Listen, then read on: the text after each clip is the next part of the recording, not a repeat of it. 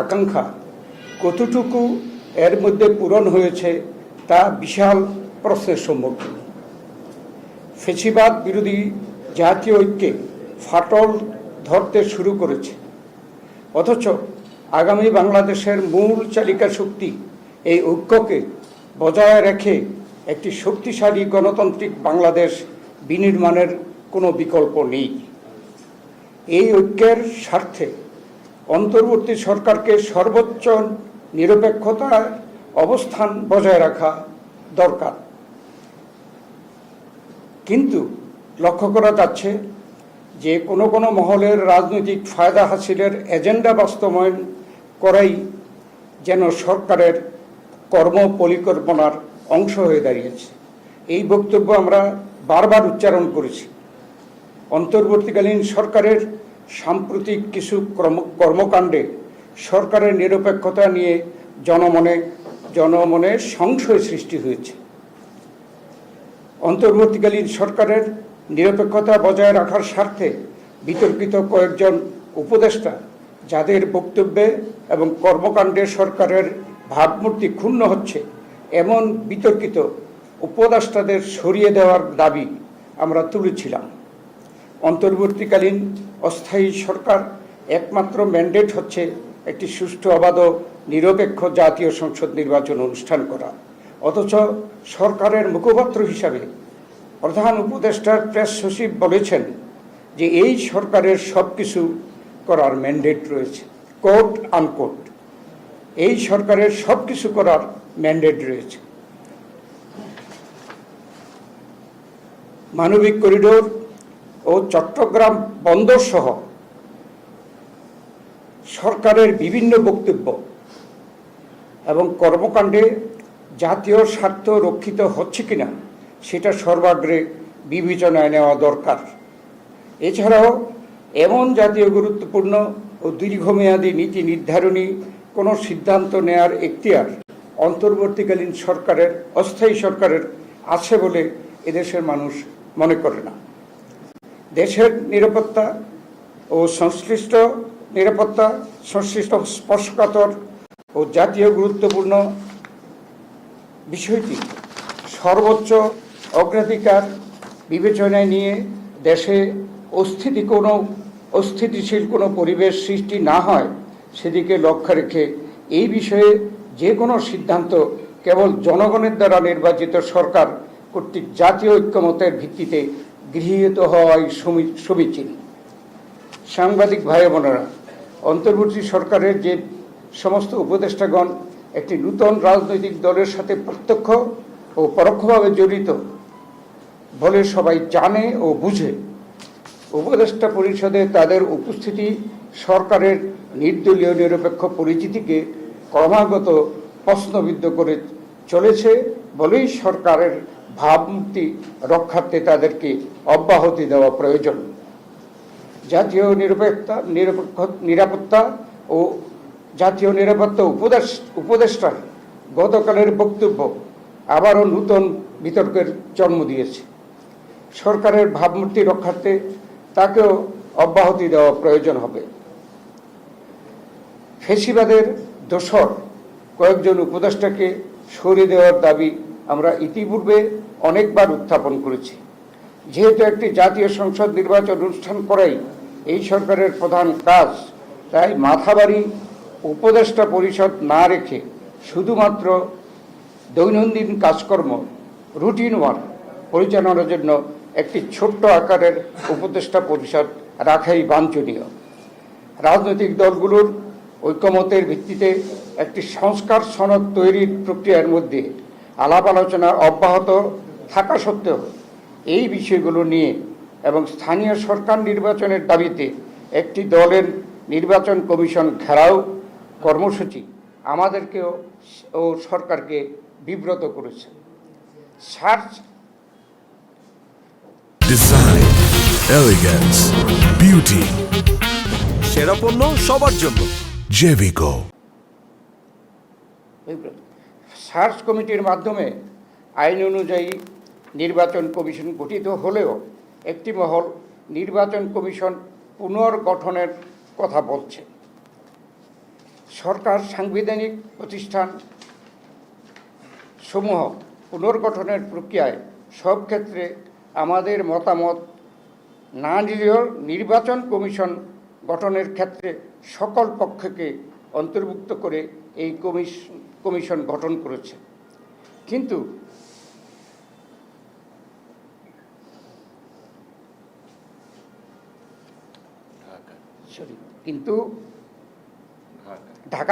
ঢাকা দক্ষিণ সিটি কর্পোরেশনের মেয়র সংক্রান্ত বিষয়ে আদালতের রায় অনুযায়ী গেজেট নোটিফিকেশন করায় নির্বাচন কমিশনকে অন্যায় অযৌক্তিকভাবে প্রশ্নবিদ্ধ করা হচ্ছে। আইনের শাসন প্রতিষ্ঠার জন্যই দেশের জনগণ রক্ত দিয়ে গণ অভ্যুত্থান করেছে। সুতরাং আমাদের আইনের শাসন প্রতিষ্ঠায় দৃঢ় সংকল্পবদ্ধ থাকতে হবে। আমরা আশা করব নির্বাচনী ট্রাইব্যুনাল ও উচ্চ আদালতের রায়ের প্রতি সম্মান প্রদর্শন করে অতি শীঘ্র সরকার ঢাকা দক্ষিণ সিটি কর্পোরেশনের মেয়র হিসাবে জনাব ইশরাক হোসেনকে শপথ গ্রহণের ব্যবস্থা করবে।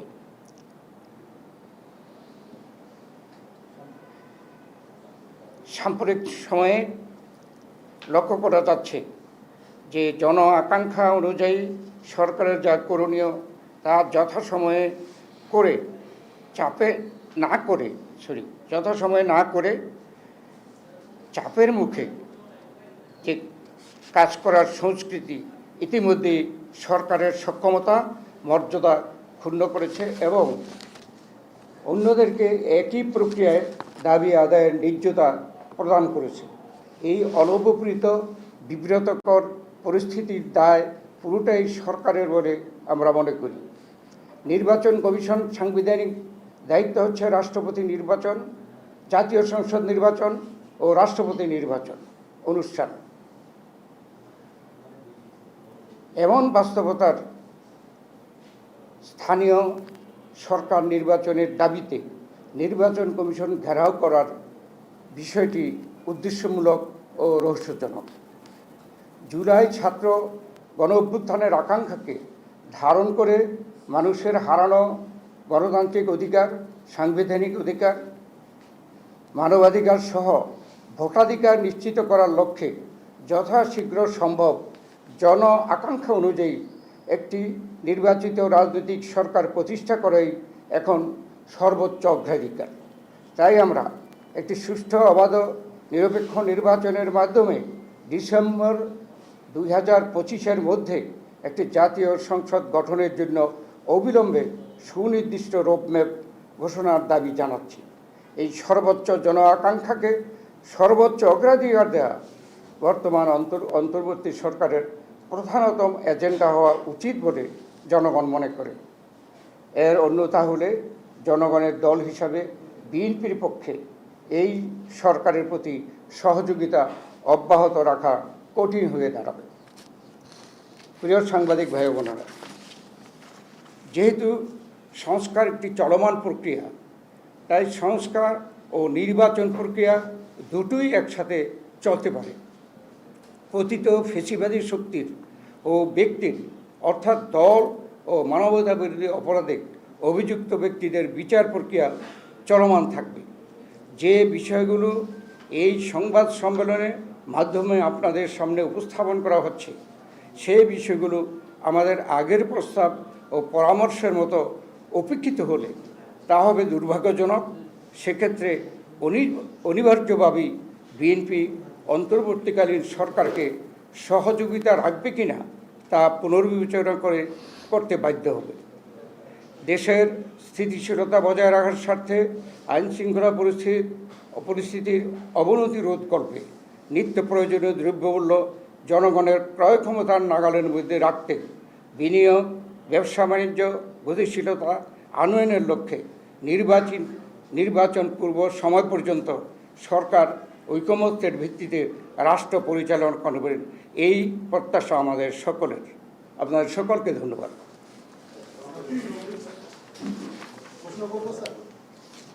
হ্যাঁ, করতে পারি।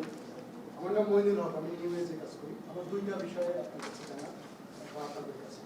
যে আপনারা বলছেন যে নতুন ছাত্রদের দলের সাথে সম্পর্কিত কয়েকজন উপদেষ্টা আছেন যাদেরকে আপনারা পদত্যাগ করা বা সরকারের থেকে বের হয়ে যাওয়ার বিষয়ে বলছেন। আর একটা কথা বলেছেন যে ফ্যাসিবাদের কিছু দোষর উপদেষ্টা আছে, তাদেরকেও আপনারা অপসারণ করতে বলছেন। তো আপনারা কি সুনির্দিষ্ট করে বলবেন যে আপনারা কতজন উপদেষ্টা এবং কাকে কাকে এখানে আমার এই প্রেস স্টেটমেন্টই আছে এবং যাদের কথা বলেছি এটার মধ্যে কিন্তু নাম না বললেও সকলে বুঝতে পারবে। ধন্যবাদ। আরেকটা বিষয় হলো যে যখন এই নির্বাচন কমিশন গঠন হয়েছিল 2022 সালের আইনে, তখন অনেক রাজনৈতিক দল এই 2022 সালের আইনের আগে যে নির্বাচন করে 2022 সালের আইনের একটা প্রতিবাদ তারা করেছিল যে এই আইনের অধীনে এটা সঠিক হবে না, শেখ হাসিনা শাসনামলে যেটা হয়েছিল। তো এখন এনসিপি সেটাকে সামনে নিয়ে আসছে, এটা বলছে যে 2022 সালের আইনে এই নির্বাচন কমিশন গঠন করা হয়েছে এবং তারা সরাসরি অভিযোগ করেছে যে এটা বিএনপি দলীয় কার্যালয় হিসেবে ব্যবহার হচ্ছে। তো তারা এটার পুনর্গঠন চেয়েছে। এখন আপনারা তারা এই স্পষ্টত এই নির্বাচন কমিশনের বিরুদ্ধে অবস্থান নিয়েছে। এখন আপনারা কি নির্বাচন কমিশনের পক্ষে অবস্থান নিয়েছেন? এটা এক কথা হলো যে নির্বাচন কমিশন কত মাস যাবৎ এটা প্রতিষ্ঠা হয়েছে, এখন পর্যন্ত কিন্তু কেউ এ ব্যাপারে কোনো প্রতিবাদ করেনি এবং সেই সময় এখন পর্যন্ত যেই আইন দেশে প্রচলিত সেই আইন মোতাবেক করছে, নতুন আইন হয়নি। অতএব তারাও ওখানে সার্চ কমিটিতে নাম দিয়েছিল। তো সবাই, হ্যাঁ কেউ বাকি নেই, সবাই তো মতামত দিয়েছে। হ্যাঁ, সবাই মতামত দিচ্ছে। আমরা এখানে বলছি, এই স্টেটমেন্টই দেওয়া আছে যে আমাদের সকলের মতামত নিয়েই তারা এই নির্বাচন কমিশন করেছে। অতএব এখন আমরা মনে করি বিভ্রান্তি সৃষ্টি করা, জাতীয় সংসদের নির্বাচনকে বিলম্বিত করার যে সকল উশিলা সৃষ্টি করা হচ্ছে, এটাও একটা উশিলা। আপনারা বলছেন যে স্যার কয়েকজন উপদেষ্টার পদ চান এবং বলছেন যে সরকারের নিরপেক্ষতা নিয়ে জনগণের প্রশ্ন আছে, তাহলে কি আপনারা এই মুহূর্তে সরকারের পদত্যাগ চান কিনা? আপনি আপনার পরিচয় দিয়ে কথা বলুন। আমার নাম জাহিদ, আমি আমার দেশে কাজ করি। হ্যাঁ, এটা এই সরকার কী নামে পরিচিত আর নিজেরাই কী নামে পরিচিত দিয়েছে, নিরপেক্ষ অন্তর্বর্তীকালীন সরকার। এখানে যদি কোনো ব্যক্তি প্রমাণিত হয় যে তারা নিরপেক্ষ নয়, সেখানে তাদের যে ক্লেম দাবি মোতাবেক তারা যদি নিরপেক্ষ নির্দলীয় সরকার হয়, সেখানে এই প্রশ্নবিদ্ধ লোকজনকে রাখা ঠিক হবে না। সরকারের পদত্যাগ চান কিনা? স্যার প্রশ্ন হচ্ছে, আপনি লিখিত বক্তব্যে বলেছেন, আমার নাম মাহবুব সৈকত, আমি বাটিভিতে কাজ করি। জাতীয় ঐক্যমতের ভিত্তিতে নির্বাচনের আগে দেশ পরিচালনার প্রস্তাব করেছেন। প্রশ্ন হচ্ছে স্যার, এই যে জাতীয় ঐক্য, সেই ঐক্যটার ভিত্তিতে কিভাবে এখন দেশ চালাবে, ফরম্যাটটা কি? কারণ হচ্ছে যে আপনাদের কাছে যেটি মনে হবে যে এটি যৌক্তিক, সেটি তো অন্য দলের কাছে যৌক্তিক নাও মনে হতে পারে। সেক্ষেত্রে সরকার ঐক্যমতের ভিত্তিতে দেশ পরিচালনা কিভাবে করবে? একটু মনে করিয়ে দেই, আমরা যখন এই সরকার গঠিত হয়, অন্তর্বর্তী সরকার, তখনও আমরা শুনতে পেয়েছি যে জাতীয় ঐক্যমতের ভিত্তিতে সরকার পরিচালনার জন্য একটা প্রস্তাব ছিল। আমরা যতটুকু পড়াশোনা করে শুনেছি আর কি গণমাধ্যমে, যে বিএনপি এটির সাথে ছিল না, একমত ছিল না। তো এখন যেভাবে ঐক্যমত চাচ্ছেন পরিচালনায়, সেটি কিভাবে সরকার সেটি কি করবে? আচ্ছা, ঐক্যমত কথাটাই তো হচ্ছে সকল দলের সাথে আলাপ করে মিনিমাম ইস্যুতে একমত হয়ে সেই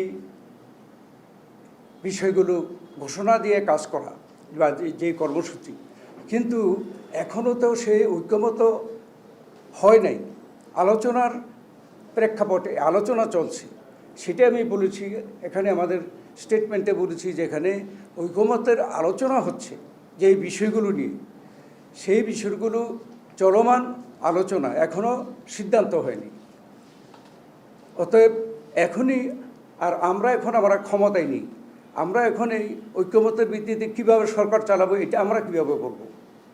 আমরা তো দাবি করছি যে এই ঐক্যমত মোতাবেক সরকার চালাতে হবে, কিন্তু এখন পর্যন্ত সেই মতের ঐক্য সৃষ্টি হয় নাই, আলোচনা চলছে। দুইটা একটা দলের উপদেষ্টা আছে এখানে যাদের সাথে সম্পর্ক আছে, একটা দলের ইঙ্গিত করেছেন যদিও আমরা জানি, তো সেক্ষেত্রে কি আপনাদের পক্ষ থেকে বা অন্যান্য দলের পক্ষ থেকে উপদেষ্টা পরিষদে কাউকে নেয়ার ব্যাপারে আপনাদের কোনো প্রস্তাবনা আছে?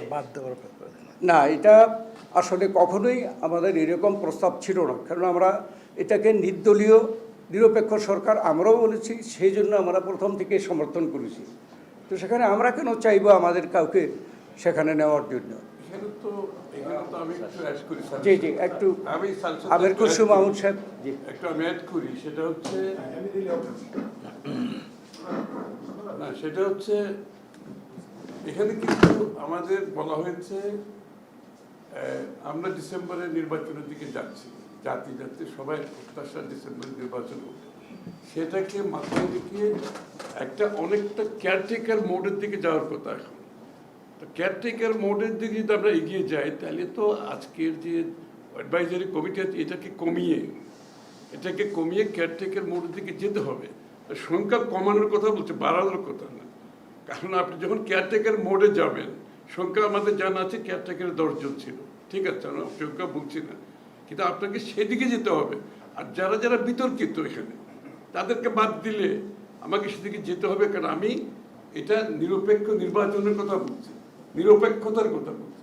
সুতরাং যাদের সম্বন্ধে বিতর্ক আছে তাদেরকে বাদ দিয়ে কেয়ারটেকার মোডের দিকে যেতে হবে, সংখ্যা কমিয়ে আনতে হবে, নির্বাচনের রোড ম্যাপ ঘোষণা করতে হবে। এটা হচ্ছে মূল কথা। সবাই, আমার নাম শিহাবুল, আমি কালের কথা থেকে এসেছি। লিখিত বক্তব্যে স্যার বললেন যে সরকারকে অসহযোগিতা করার একবারে ইঙ্গিত আমাদেরকে দিলেন। সেক্ষেত্রে কি আপনাদের মতামত এবং সরকারের মতামতের সাথে অনেক করতে বাধ্য আপনি বলবেন। এখানে তো অসহযোগিতার কোনো মঈন খান, এখানে কিন্তু ডক্টর মঈন খান, আপনার প্রশ্নের উত্তরে বলছি, এখানে কিন্তু আপনারা ভালো করে পড়বেন, আপনারা কাগজটাও পাবেন। এখানে কিন্তু কোথাও আমরা অসহযোগিতার কথা বলি নাই। আমরা বলেছি যে সরকার এরকম একটা পরিস্থিতি সৃষ্টি করছে যেখানে আমরা প্রথম দিন থেকে প্রকাশ্যে আমরা যে বলে গিয়েছি যে আমরা এই সরকারের সহযোগিতা করতে চাই, তাদেরকে যৌক্তিক সময় দিতে চাই নির্বাচন করার জন্য। আমরা এখন বলছি যে এইরকম কর্মকাণ্ডের ফলশ্রুতিতে সেই সাহায্য, সেইভাবে সহযোগিতা করাটা কঠিন হয়ে যাবে, এই কথাটা বলছি। আমার মনে শেষ করবো। স্যার, আমি শফিকুল ইসলাম প্রভু চ্যানেল 24 কাজ করি। আজকে আদালতের আদেশের পরে প্রকৌশলী ইসলাম হোসেনকে শপথ করানো হবে। তিনি ফেসবুক পেজ এবং ওই জায়গায় যারা বিএনপি নেতাকর্মীরা রাজপথে রয়েছেন তারা বলছেন যে দুই উপদেষ্টার পদত্যাগ ছাড়া রাজপথ ছাড়বেন না। তো আজকে স্থায়ী কমিটির বৈঠক শেষে বা আপনাদের পক্ষ থেকে কি এমন কোনো মেসেজ আছে দলের নেতাকর্মীদের? না, আমরা এখানেও বলেছি যে আমরা আশা করি যে নিম্ন আদালত এবং হাইকোর্ট থেকে যে এবং ট্রাইব্যুনাল যে রায়টা দিয়েছে তাকে শ্রদ্ধা করে অনতিবিলম্বে শপথ দেওয়ার জন্য। কিন্তু যেহেতু আজকে এই রায়টা হয়েছে, আমরা এখনও সিদ্ধান্ত নিইনি যে আমরা এখান থেকে প্রত্যাহার হবে না এটা কন্টিনিউ করবে, এটা এখনও কিন্তু সিদ্ধান্ত হয় না। সরকারের পক্ষ থেকে তো এখনো সরকার থেকে কিছু বলা হয়নি, কবে শপথ করাবে সেটা তো এখনো বলা হচ্ছে না, বলা হয় নাই, এবং সেই জন্য আমরা দাবি করছি। আমরা তো কোর্টের বিরুদ্ধে করি না, আমরা কোর্টের অপেক্ষায় ছিলাম। সরকার যেহেতু কোর্টের আদেশ মানে নাই, বিগত আদেশটা তারা মানে নাই, নির্বাচন কমিশনের সিদ্ধান্ত তারা মানে নাই, তারপর এখন হায়ার কোর্টে সিদ্ধান্ত দিয়েছে, সেটা তারা মানবে কিনা আমরা তো জানি না। আমরা অপেক্ষা করছি তারা কবে শপথ নেবে। সুতরাং সেই অপেক্ষায় আমরা আছি। তারা তো এখনো বলে নাই যে কত তারিখে শপথ নেবে। আচ্ছা, বলছে 26 তারিখের মধ্যে দিতে হবে, তাই না? ধন্যবাদ আপনাদেরকে। একটা বিষয় আর প্রশ্ন, চট্টগ্রাম পোর্ট নিয়ে বেশ আলোচনা হচ্ছে, যদি ছোটভাই বাড়িতে উপদেষ্টা ছিল বা সালাউদ্দিন ভাই এরা যদি একটু বলেন। কি বিষয়ে? চট্টগ্রাম পোর্টের বিষয়টা পোর্টের বিপক্ষে বিষয় না এখানে। চট্টগ্রাম পোর্টের বিষয় হচ্ছে এটা একটা স্ট্র্যাটেজিক ডিসিশন, এটা একটা পলিটিক্যাল ডিসিশন। সুতরাং এই সিদ্ধান্তগুলো পলিটিক্যাল গভর্নমেন্ট থেকে আসতে হবে, সেটাই আমাদের বক্তব্য। It is a strategic decision এবং পলিটিক্যাল ডিসিশন। এখানে স্টেক হোল্ডার সমস্ত জাতির একটা মতামতের ব্যাপার আছে। সেই বিষয়ে আমরা বলছি এটা একটা নির্বাচিত সরকার ব্যতীত এই ধরনের সিদ্ধান্ত নেওয়া সঠিক নয়, ওইটাই আমাদের বক্তব্য। ধন্যবাদ আপনাদেরকে। স্যার আরেকটা প্রশ্ন করতে না আর প্রশ্ন নিতে পারবো না। ধন্যবাদ। আপনাদেরও সময় অনেক নিয়েছি আমরা। ধন্যবাদ আপনাদের।